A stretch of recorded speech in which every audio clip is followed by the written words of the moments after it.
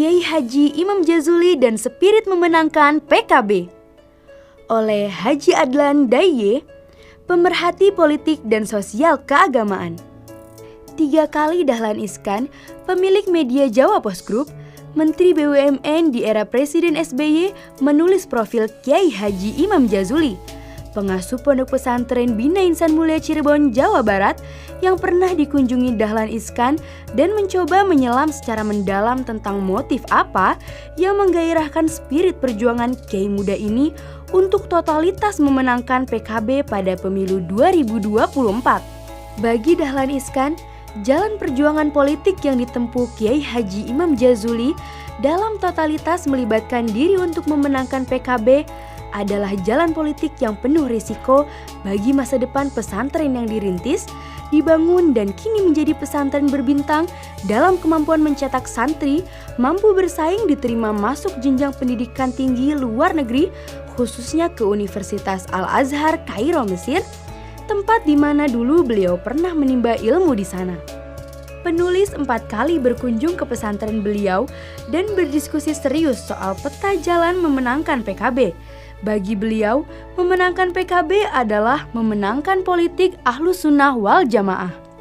Beliau sebagai alumni Al-Azhar Mesir memberi ilustrasi bahwa dulu Mesir secara politik dikuasai dinasti politik Syiah Fatimiyah hanya mampu ditaklukkan menjadi Sunni melalui jalan politik. Pun Arab Saudi yang Sunni di bawah rezim Turki Utsmani luluh lantak menjadi Wahabi karena operasi politik keluarga Saudi berkongsi dengan gerakan Wahabi dipimpin Muhammad Abdul Wahab. Intinya, jalan politik adalah jalan perjuangan ideologi dalam format nation state atau negara bangsa. PKB bagi Kiai Haji Imam Jazuli satu-satunya partai politik di Indonesia yang dilahirkan oleh NU untuk instrumen politik praktis dalam perjuangan politik Ahlus Sunnah wal Jamaah. PKB adalah instrumen perjuangan politik praktis kaum santri, telah berhasil menembus kebijakan negara dan berhasil memperjuangkan penetapan Hari Santri Nasional atau HSN dan Undang-Undang Pesantren. Santri dan pesantren itulah 2 identitas kultural NU yang diperjuangkan PKB untuk menandai kemenangan politik Ahlus Sunnah wal Jamaah secara politik yang dulu berpuluh-puluh tahun hanya mampu berteriak bahwa NU punya saham besar bagi berdirinya NKRI.